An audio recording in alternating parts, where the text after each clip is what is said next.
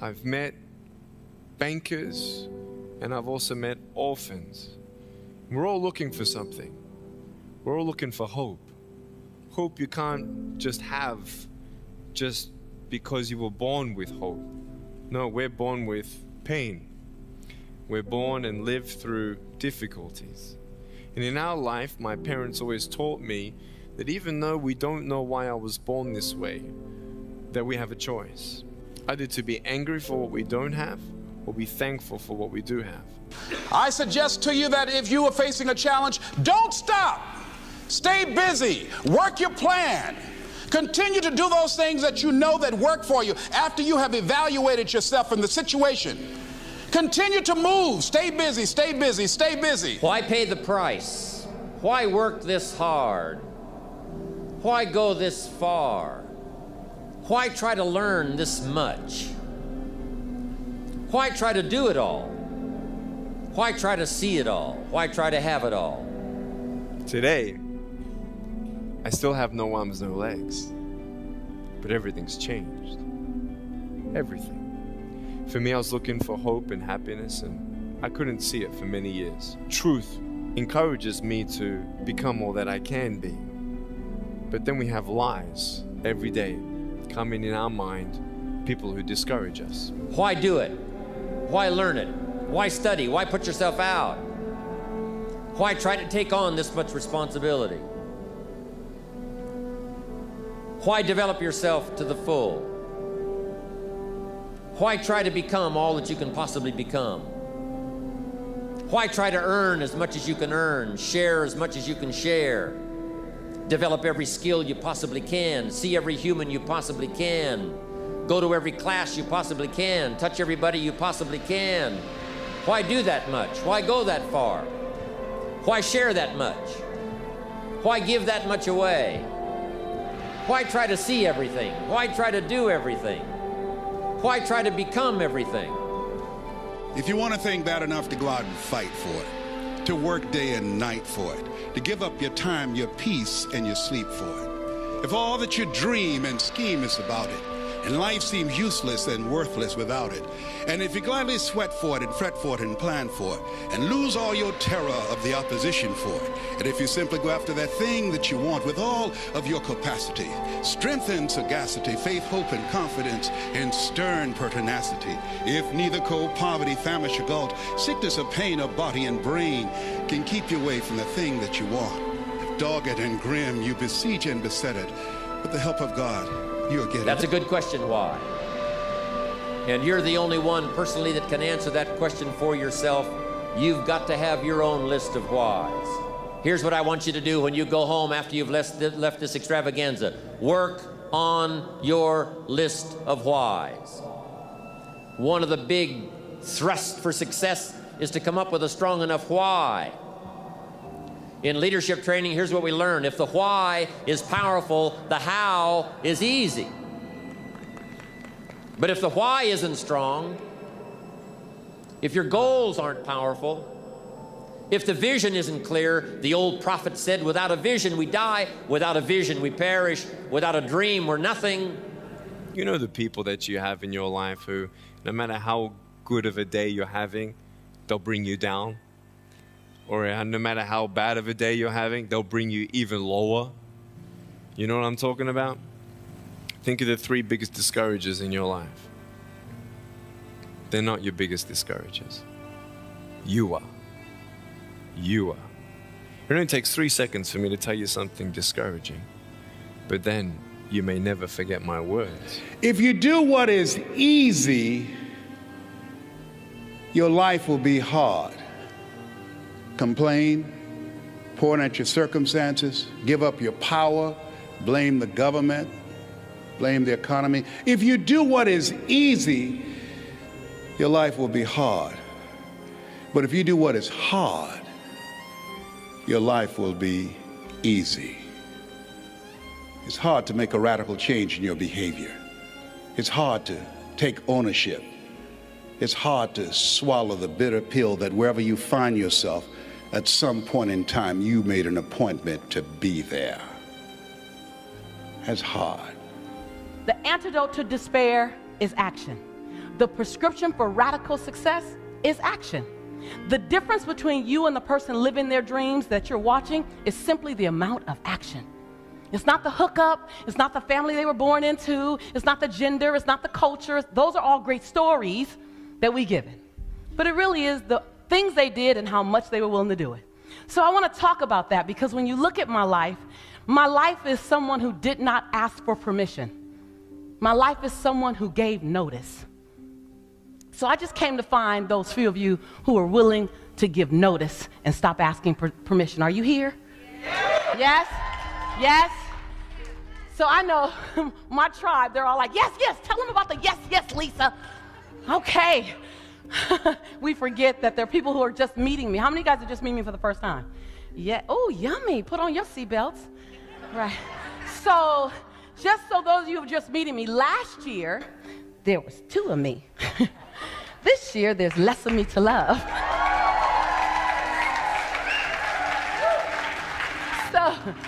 So you're like, that's not the lady that was on YouTube, right? Yes, I am. It's the sexier version. So when we talk about feeling it in your soul, I want to start with your yes. And I don't do the yes because it's a cliche thing. I don't do it because I need you to do something rah-rah. I'm not a motivational speaker. I'm a transformational coach. Let's be very clear. When I show up for your breakthrough. I show up with the willingness to disrupt everything you know so that you're willing to go find something new. I'm willing, no matter how big you're playing in the world, there's something where you can serve bigger, love bigger, receive bigger, wherever that is for you. And I come, and when I'm in your space, promise you the divine, God, Mother, Father, whatever you choose to call it, have placed me in your space for some kind of new level of something. That's just my assignment. I know what my breath is for. And so that's what I'm here for. So when we talk about yes, yes, it's not just a rah-rah. It literally is to move something in you to say yes, bigger, bolder, and with knees knocking sometime and teeth chattering sometime, still say yes and then figure out the how. So when I'm with my girls and I say something they like, they say, you go, girl, but we're not with all girls. When I'm at church and I say something that they love, they say, amen. And sometimes some of y'all just go ahead and do that, but we're not in church. When I say something that resonates with you, I want you to say yes, and then I want the second yes to be louder than the first yes. I want that second yes to make you have to sit up a little bit. I want that second yes to cost you something for yourself. I want it to be just a bit disruptive. Let's try it on the count of 3. 1, 2, 3. Yes! Only at Awesomeness Fest do they ever hit it on the first time. Man, you should see when I'm over at Wells Fargo, I'm over at Rockwell, I'm at 18, I'm like, yes, yes. I'm like, oh, no, no. That won't do it. That won't do it. Right? They say yes, yes. I say no, no, and then we're going to get it right. I'm like, why don't y'all loosen the tie a little bit so you can feel your throat? So when I say something that you like that resonates with your soul, I want you to say, yes, yes. When you hear your truth, I want you to say, yes, yes. When it feels good to you, I want you to say, yes, yes. And even when it stings, but it's still your truth, I want you to say, yes, yes. Even if your neighbor's not saying it, I want you to say, yes, yes. When you leave here and you're at lunch and something feels good to your soul, I want you to say, yes, yes. When you leave Costa Rica or you leave the conference and something feels good to your soul, I want you to say, yes, yes. Without anyone at home agreeing with you, I still want you to say, yes, yes. When your friend asks you out to lunch, I want you to say, yes, yes. Now they will think you're weird because when you left home you only said 1 yes. And you came home, now you're saying 2 yeses. So I want them to immediately know something changed. Yes, yes? Without asking my permission, without waiting for me to pause, without waiting for a politically correct interruption, I still want you to say, yes, without anyone else in the room having to say it with you. Be the Lone Ranger. Be that. Right. Now the first yes is to you. The reason why the second yes has to be louder is because the second yes is not to you. The second yes is to the God's assignment on your life. Which is why it has to be louder, because it's going to cost you more.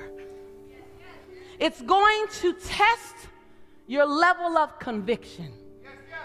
That second yes has to be the yes that moves you when you don't want to move, that will have you say the things you don't want to say and do the things you don't want to do so you can be the man, the woman you've always known yourself to be. So the second yes got to kind of shake the lights. It got to kind of shake the lights. You know what I mean? That second yes has to make anyone in earshot say, they're going to do that. Because you know, the way you convert people who don't believe in you is you just have enough confidence in you. I had a gentleman, I was in an investor meeting, and I'm telling my dream, and this was like 15 years ago, and I'm like, I'm going to transform lives. I'm going to start with teens. And he's just sitting there, and I said, I need to raise capital. I need $50,000 so I can work. Amen.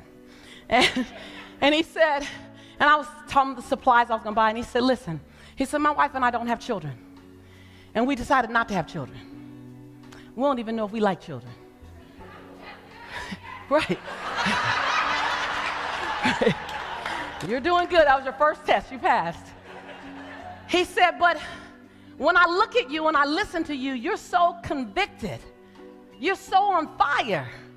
He said, I believe, I don't know how you're going to do all that, but I believe you're going to do it because of your passion. He said, so I'm going to invest $25,000 in your company. He said, but I don't even know if I should call it investment because you're so on fire, I don't even need to see it back. I was like, can I get that in writing? Yes, yes, right, yes, yes, right? So it's about you being so on fire for you. So I want to continue the conversation of what abundant and creating an abundant life looks like.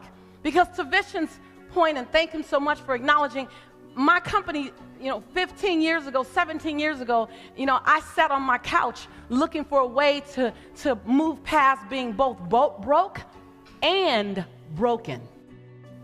And it was easier to be broke. Come on, you guys, I want to hear your yes, yes. I heard some of that yes, yes kind of, you can't whisper it. Be okay with your truth.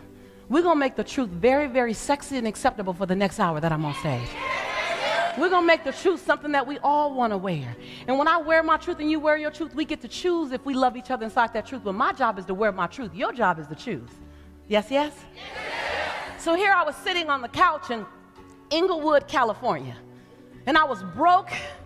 You can tell they're only from the hood when they go, Inglewood. In the house, always up to no good, right? Amen. It'll never be out of me no matter where I go. I'm sitting on my couch and I'm broke. But more than anything, I'm broken. And I'm at a place, and some of you have been there, or you're there, I'm not sure. But I was at a place where I said, wait, I'm too brilliant for this. I ain't quite seen, that's how I said it, yes, all my brilliance yet, but I know I'm too brilliant for this. This reality doesn't fit my DNA. So the first thing to know is when you're out of congruency with who you're designed to be. That's the first thing. And there's nothing wrong with that. Don't hide it. Don't shy from it. Just step into that truth. That truth is sexy because it'll make you do something you never thought you would do. It'll make you get radical. And I sat there with my son, not having food, eating beanies and weenies 6 days a week. Right? And like the beanies would cut so small, the weenies would cut so small. He was like, Mommy, I can't see the meat. I said, baby, it's there. Let me just put some extra sugar in it. I was so broke and broken. His father had just gone to prison. And all of a sudden, my worst nightmare had come true. I made a commitment being born and raised in South Central LA, raised between the Harlem Crip 30s and the Rolling 60s. Those are not cheerleading squads, y'all. That I wouldn't engage on any level. I wasn't available on any level for any gang activity, for anything criminal, because I would never be connected with jail. It's just not my thing. I knew early on that's not my destiny. So when my girlfriends and my best friends started dating the neighborhood thugs, I passed. I'm going to the library. I'm not participating. I don't know where I'll end up, but I know I won't stay here. And so I planned all this. I got out. I was an athlete. I was an all-American athlete. I held the record for the 330 low hurdles for 18 years after I graduated. My head was down. I was MVP all 3 years in high school. I was focused. I got out. And then all of a sudden, the man that I meet at 27, beautiful soul, brilliant soul, just still had that hustle in him. And I'm not mad about a little hustle, but it can't manage your integrity. And for him, it just got the best of him. And I got the call. I said, hello? He said, Lisa. I said, yes. He said, I'm in jail. And my heart dropped. I'm 28. I had just given birth to his child. And now I'm linked to the very thing I tried to avoid for so long.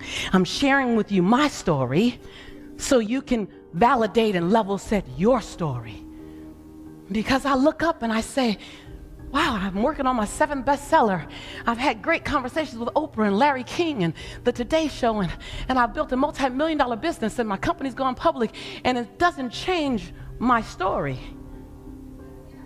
And yet I realize that I use my story as my fuel, not my fortress. Like my story wasn't my, I get to be successful in spite of. My story was my because of. It's because of. And so I remember sitting on my couch going, oh my God, my very thing I tried to avoid, my nightmare is my truth. And for years, 8 years, I never mentioned where my son's father was. I denied that he even existed. I wouldn't talk about him. You couldn't talk about him. Margaret, when I said his name, she thought my son's father was an exchange student from Africa. When I first said his name, she's like, is that somebody we're going to donate to or what? And I said, no, that's my son's father. I just don't talk about him because I haven't accepted it yet. And so I walked around with this baggage on me, this story that if I spoke too loudly and let my light shine too brightly, then the light's going to shine on him too, and everybody's going to know my connection. Come on, you guys. I just want you to, yours is going to be different. But we got this chatter, and picking up where Christy left off, this was just my chatter. I would be remiss if I didn't share my chatter with you before I share with you how to get to an abundant life. You got to know the depth that I come from. And so for years, I dodged that conversation of my son's father because I was embarrassed of my choices, when in fact I chose an amazing, beautiful, brilliant man who simply made a poor decision. And as I told my son, he's on a long-term timeout. 21 years later, he's still there. That's his journey. That's his journey. He's also an author of 7 books published before me. So he chose to make the best of his story as well. He's a better writer, stronger writer than I am. He's just amazing. He's still brilliant. And so I look at that journey and I go, how did I get from there, broken and broke, to this story that's breathtaking? I traveled 315 days out the year. I prayed to God 17 years ago, Lord, I want to travel the world, run my mouth, and autograph anything. Yes, yes. I am not going to tell you where I have put a marker. So, no, we're on the backs. And so I wanted to just stop by. And I say stop by because I'm in 4 different countries and 12 different cities in 33 days. So I'm just stopping by, but I stop and I stay here as long as I can because I love this space. But I stop by to stir your soul, to do nothing other than stir your soul. And for some of you, you're going to choose to continue to play with me. We're going to find ways to learn together. We're going to find ways to serve together. We're going to find ways to help you grow together, to help you create an abundant life together, and we'll keep going. For others, this is a moment in time, and this was the very message you were supposed to hear. And your job is to pull out of it what you're supposed to pull out of it, and then take action. So I stopped by. I stopped by to push some things in your space so you can choose to adopt it. I stopped by to give you several points, and you may want to write these down. I stopped by to also get you to do some things before I leave the stage. I'm going to play with you a lot and move around a lot. I'm going to teach you just a few points from the book that comes out in January. It's called Abundance Now. And in Abundance Now, I redefine abundance because we know abundance to be about wealth, right? And it's time for us to disrupt the definition of abundance. Right? Are you guys down with me? Are you down with me? We need to disrupt so that our children, by the time they're able to really think about abundance, they only know it to be a holistic experience. That abundance includes relationships. Abundance includes your spirituality. Abundance includes your health. Abundance is not just about the bottom line at the bank account. Can y'all help me with that? Can we agree? If there's anybody on the planet that can change the definition of abundance, it would be us. Yes, yes? And so watch, I want you to be a part of it, but you're going to see me going mad crazy everywhere, going, wait, before I talk about abundance, let's redefine it for what it really is. Because I have a lot of very wealthy friends, millionaires and billionaires, who hang very close to me. And they're not hanging close to me to learn how to make money. They can teach me that. They're hanging close to me because they love how I have fun. They love how my son still hangs out with me. If any of you saw me last night back in the corner on the phone, y'all thought I was booed up talking to my honey. I was talking to my 21-year-old son, who said, hey, Mom, I just want to hang out with you for a bit. Can you just hang out with me? I was like, absolutely. That food can get cold, right? Abundance is about having that holistic realm of success. Yes, yes? Yes. So I'm going to teach you today from some really great points here that I'm super excited and on fire about. And then for some of you, just a handful, I'm going to invite into a whole 8-week live course. The first time I've taught an 8-week live course in 5 years, just around abundance and understanding an abundant life and designing an abundant life, real time, not just listening to a video, but real time with me live. And so I want to start with that. So point number one I want to make, and you want to write these down. Point number one. And some of this you already know, but repetition is the mother, father, sister, brother, aunt, uncle, and cousin of learning. Yes, yes? Is you are super achievers. I'm a super achiever. And the one thing we have to constantly remind ourselves is to create micro wins to get to our macro wins.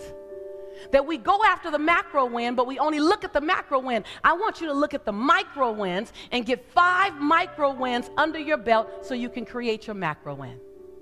That way you celebrate yourself a lot more often. Yes, yes?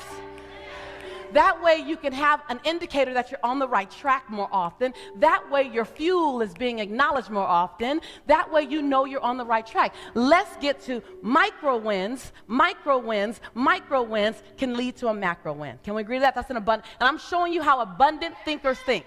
So if you want to me, you model successful people. When I was on the Oprah Winfrey Show, on one of the commercial breaks, she said, so Lisa, how many coaches do you have? She didn't ask me if I had a coach. She said, how many coaches do you have? I said, 2. On the next commercial break, what do you think I did? I asked her, how many coaches do you have? She said, 4. When I left the show, what do you think I did? Right? I hired 2 more coaches. So success leaves clues. I'm going to give you some of the clues. And people who are living an abundant life now, you guys just allow this to be a salve of confirmation. And then for everyone else who's moving in that direction and more so in that direction, these are the things that abundant thinking people do all day, every day. 1, we create micro wins so we can get to macro wins. And we celebrate the micro wins. Far more celebrations in life. Number 2, we fail, but we always fail forward. See, people are going to fail. Abundant thinkers, right, Ka? We fail forward. We fail and we ask the question, what lesson did I learn? And what will I do differently the next time? Bring it on. Bring it on. I'm okay. Some of my greatest lessons came wrapped in sandpaper. They came wrapped in expensive lessons. They came wrapped with a hot credit card that I had to pay it off with. They came wrapped with a lawyer I had to hire. They came wrapped with tears on my pillow. But when I got the lesson, you better know I didn't have to get it again. Yes, yes? Some of you are using your lesson as luggage, using your lesson as shackles, and your lesson is your fuel to do it differently the next time. So abundant thinkers, we fail. We just fail forward. Every single time. Abundant thinkers, we're not only responsible, write this down, number 3, we're not only responsible for our actions, we're not only responsible for our thoughts. Abundant thinkers go the step further and we're responsible for our reaction. Ooh, that's juicy. Yes, yes? Someone gonna chew on that on the plane on the way home, like reactions, right. Abundant thinkers not only hold ourselves responsible for our thoughts, we hold ourselves responsible for our actions, we hold ourselves responsible for our reactions before we ever do it. It doesn't mean we react and then apologize. It means we never do those things we have to apologize for. Yes, yes? We don't blame it on that's how I've always been. That's old. Grow up. You're genius. You're brilliant. That's so 08. Right? Abundant thinkers. And I'm just giving you some nuggets. There's a ton of other things. I'll share it with you at other time. But I'm telling you, these are practices of abundant thinkers. Christy talked about affirmations. Abundant thinkers understand the power of I am. Anything after the word I am is true to your unconscious mind, Michael. Anything. Anything after I am. Anything. Anything after I am. Even if you know it's not true, your conscious mind will believe it. Anything after I am. So the use of affirmations is very intentional and very consistent. I was diagnosed as clinically depressed in 2001.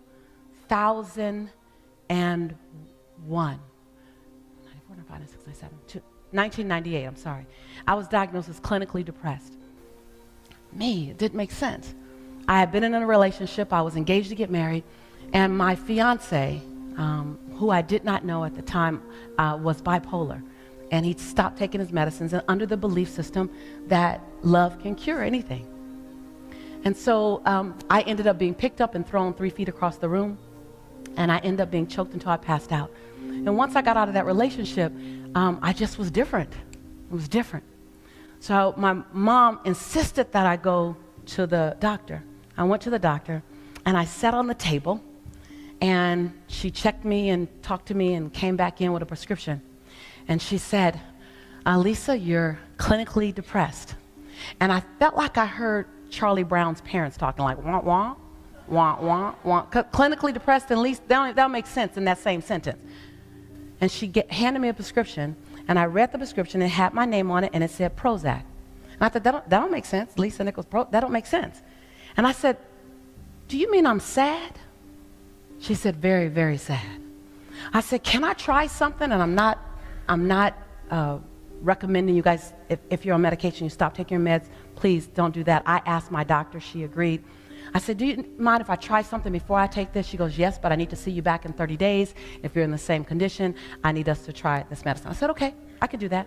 So I went home, and every day I got in the mirror, and I drilled I am. Every day, because I realized I had forgotten who I was. I just forgot. And it was okay to forget. I just forgot. So every day for 25 minutes, I just went over the I ams. Every day, I am. And then I paralleled that with I forgive you for. Then I paralleled that with I commit to you, Lisa, every single day. I went back in 30 days, and I'm talking to her, and I'm on fire. She's just looking at me. And I'm just talking. She twisted her head again. And I'm just talking. She says, wait, I got to stop you. I said, what? She goes, what are you taking? And can I have some? I was like, I'm taking some of me. And so the power of I am can pull you through the darkest moment, the power of I am.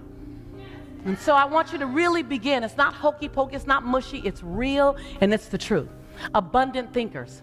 What else do abundant thinkers do? Abundant thinkers continue to stay in cognitive dissonance.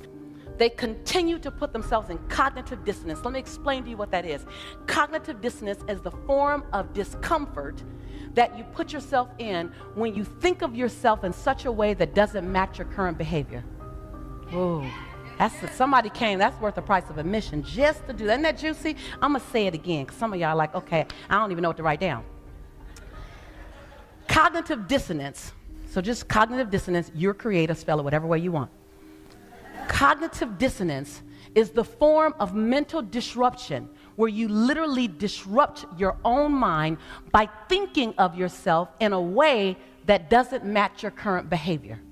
It's beyond your current behavior. Your mind will be uncomfortable because it doesn't match. So your mind will begin to call you to do the thing to make your mental conversation match your behavior. Whew, whew, that's some good stuff. That right there, that's a game changer, somebody. Yes, yes? Yes, yes? Y'all so cute. I still see some of your faces like, Scooby-Doo, rut-roll.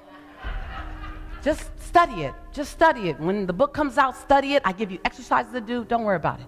So abundant thinkers are constantly placing ourselves in cognitive dissonance. Constantly placing ourselves in cognitive dissonance. I have an infomercial that's coming out next year. It's the first personal development infomercial to come out since Tony Robbins. Yes. What? Can you say cognitive dissonance at its highest level? Because that comes with a really big bill. But if I gotta scare somebody, we might as well make ourselves nervous reaching for the best version of ourselves, yes? So, how will you, I'm gonna start challenging you, how will you be the man, the woman you've always known yourself to be? I'm gonna come back to the points, but now I wanna touch your soul. Because this is great thinking, this is great notes, that's a cute notebook. But there's a calling on your life that you don't get to shake. And it's only yours. No one else has the same calling as you. So comparing yourself to me doesn't do any good. Comparison is and will always be the thief of all joy. Someone might want to write that down. Comparison is and will always be the thief of all joy. You will never do me. When people say, oh my God, you're like the next Oprah. I said, and I've told Oprah's producers this. They called me as recently as on the plane, as I'm sitting on the plane coming here to A-Fest, they call it again. And they're like, Lisa, we just love you. We just want to do work with you. And I said, as long as you are not trying to make me the next Oprah, because I will 100% fail you every time if you want Oprah. But if you're ever interested, I do a damn good Lisa Nichols. I mean, I got her on lock. I know Lisa. And so when you begin to look at people, look at someone as a model of who you can be by taking a piece of who they are, adding it to the uniqueness of who you are, and then understanding what's the divine assignment on your life. What do you need to do more of? Who do you need to be more of? What do you need to evict from your behavior? See, we're infopreneurs. We love information. But what do you need to let go of that's not serving you anymore? See, when I look at the things that I used to be, I look at procrastination, I look at scared, I look at being worried, I look at doubtfulness, I look at my edginess. I've always been a rebel, always will be a rebel. I just have to learn how to use my powers for good. Yes. That wasn't always the case. There was a point where you might be there, so let me know if there's a point there where everything that you've been and every person, every characteristic that you've been that doesn't serve you, you need to confront it. And you need to say, thank you for getting me to this point. But in order for me to get there, I have to leave you here. You won't fit doubt. You won't fit worry. You won't fit being afraid of being seen. You won't fit. Come on, y'all done forgot how to say yes? Boy, we got selective amnesia real fast. Like all those things, that fear of outgrowing your tribe. Anybody there? See, that was mine. See, because I wore a badge of honor. I love where I'm from. I don't apologize where I'm from in LA. I don't apologize. I don't need to wear it and get through a door with it, but I don't want to hide it either. But something happened when I became wildly successful.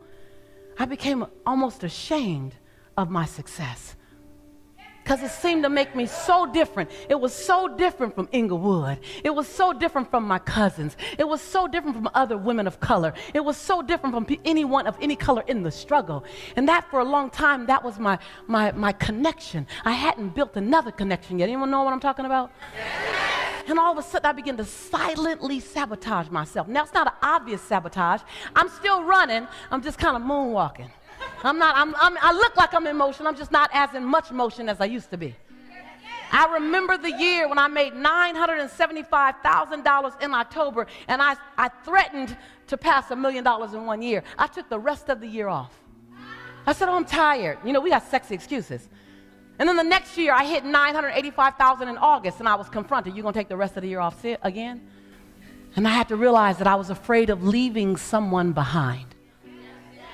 Come on, you guys. I just want to speak the truth. And I see the tissue. I see the tears. I stopped by to serve you up your truth. And someone has to love us enough to give us the truth, even if it's mildly to moderately to significantly uncomfortable. I remember, and she's in the room, someone said to me the other night when I did the in-suite, because I do this little in-suite thing where I coach, and we had a great time coaching. I'll do it again tonight. And she said, don't you feel like don't you feel guilty that you're leaving your community? And I said, not at all, because I can't do them any good struggling with them. But if I go away and I become someone, the woman I've always known myself to be, then I got something to go back and offer. Can you help me down off the stage? I love being a lady. I know I can do it myself, but why? All right. Thank you.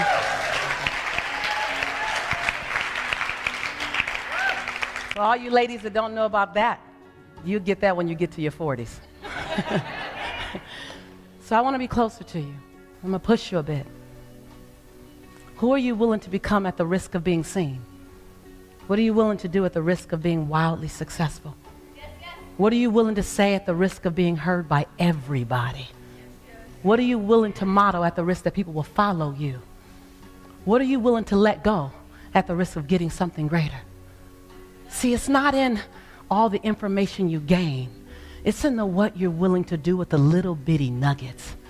If you just did half of what you've learned, just half. If you were willing to stand half as tall as who you know yourself to be. If you're willing, whose life would you change? Because when you get that your journey has less to do with you than it has to do with everyone who will be blessed enough to cross your path, then you're willing to do the thing you don't want to do. Say the thing you don't want to say so you can hurry up and be the person you've always known yourself to be. When you know to operate with a sense of importance, matter of fact, a little bit of urgency, to say, wait a minute, somebody's going to cross my path today, and when I let my light shine, my light illuminates their dark corner, and for a brief moment, Anthony, they see a little more of themselves. For a brief moment, they can see that wing, and they go, was that my wing? Oh, was that his wing? And when you leave and they can still see it, they realize it was theirs because you let your light shine. You were generous enough to get out of your freaking way. You were willing enough to surrender, to kill your ego, to kill your she-go. That's ours. You know, we got our own, right? You were willing. I'm gonna go back, guys, right? So you might have to twist a little bit, but I'm gonna go. When you look at someone, and I'm not saying I've arrived anywhere, but I love the place and the journey that I am right now. When you look at someone you chose to admire, ask me what I did in the dark of the night. Ask me, what was I willing to let go of so that I, in this form, can be born? Ask me what jacket, what cloth of victimhood, what cloth of fear I was willing to take off. Ask me, what was I willing to go study that lived and breathed abundance until I wore it so much it became not in my head, not in my heart, but it got in my DNA. Yes, yes. Yes. Come on, you guys. When I bleed, it comes out. That's what you want to know. And then how can I reinvent myself so radical that it might disrupt my entire community? See, some of you are more committed to keeping the company you're keeping than you are to be the person you've been designed to be. I'm just saying. Somebody might say ouch on that, right? I see your ouch. She's like, ooh, I'm not even gonna walk over there right now. I'm gonna stay right here. I know I kind of hit you with that one. See, we get so committed to our tribe that we forget that it's seasonal. It's seasonal. And some people were brought in our lives to show us who we could become, and then our relationship will forever shift. And because we're trying to make everybody lifetime, we keep holding back, and we're looking like we almost jumping into a game of double dutch. I'm almost there. Hold on. Let the kids graduate from high school. But the kids are 2. Oh, yeah, hold on. Let me just get my money together. Hold on. Let me lose this extra weight. Do you know if I waited till I lost the extra weight before I stood in front of you, Lisa Nichols would be the freaking secret? Y'all get that? Yes, yes? How about we do it while we get better at it? How about we do it? How about your 80% is 159% of what I need right now? How about I need your wrong in my life? How about that? How about your perfection is more about you than it's ever been about me? How about that? How about I need you to fall in front of me? Because I'm not watching you when you fail. I'm watching you and how you get up. Because I need somebody to model to me how to get up. How about it's not your perfection that I was ever looking for. It was watching you stand and shine and be inside of such an obvious imperfection.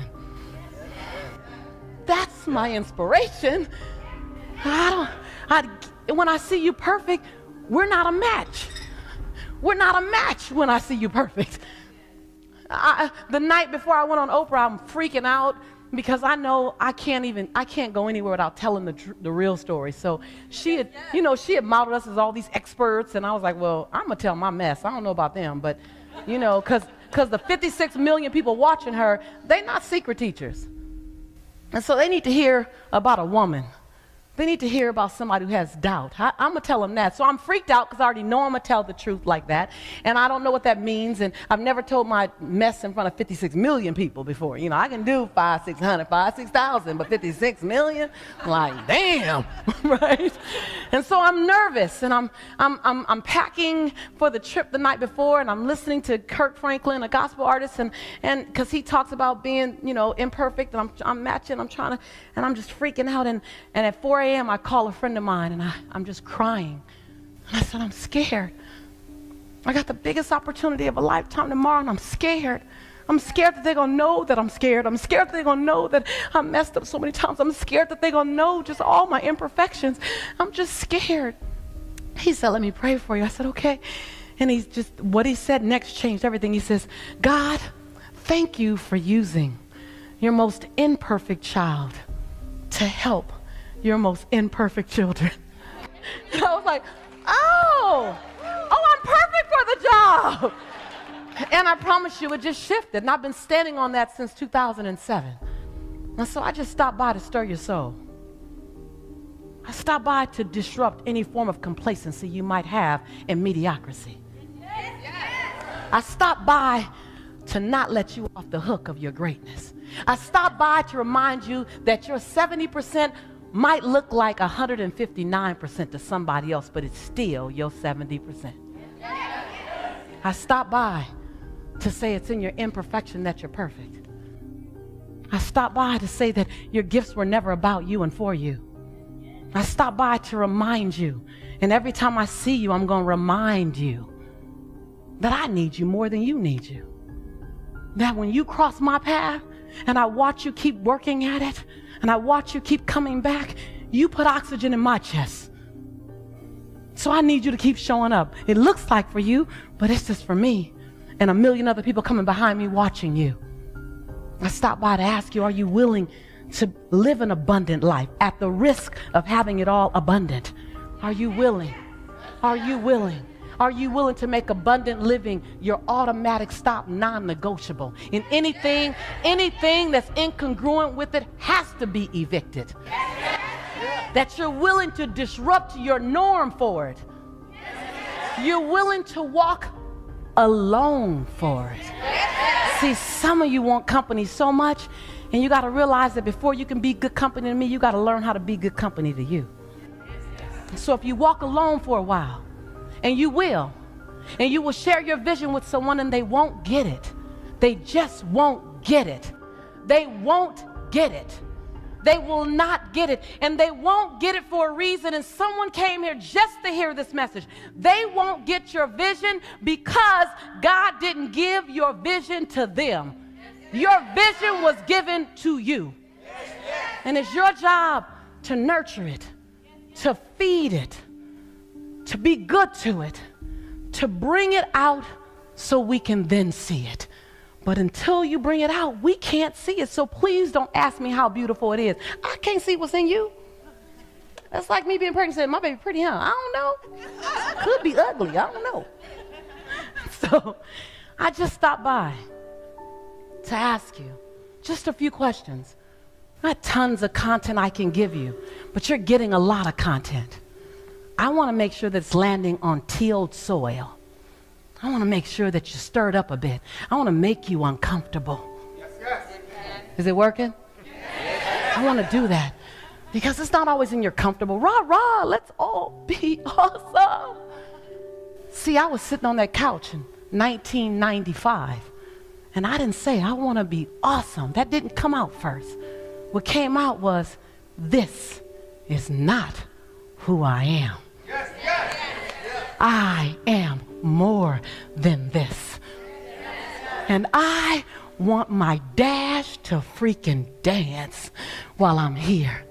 And I don't want to get to the end of my days and said I kept some in. I don't want to get to the end of my days and said I was standing at the line waiting for the right time. So sometimes your greatest leap comes from being fed up with something. Your greatest leap comes with being done with something. Your greatest leap comes in a combination. I'm complete and I'm ready. I'm complete with that and I'm ready for that. See, when I was ready for an abundant life, numbers didn't scare me, money didn't scare me, going to conferences by myself didn't scare me, working all night didn't scare me, being alone didn't scare me, nothing scared me because I was ready. I said yes to it. And everything that came with it, are you willing to say yes to that too? Are you willing? Because the reality is, someone's watching you. Someone's watching you. He's been waiting for me.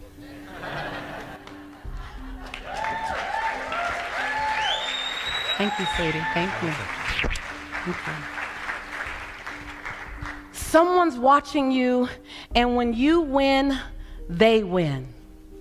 When you win, they win. Some 14-year-old girl, some 20-year-old guy, some 10-year-old boy, they're watching you. And when you win, they win.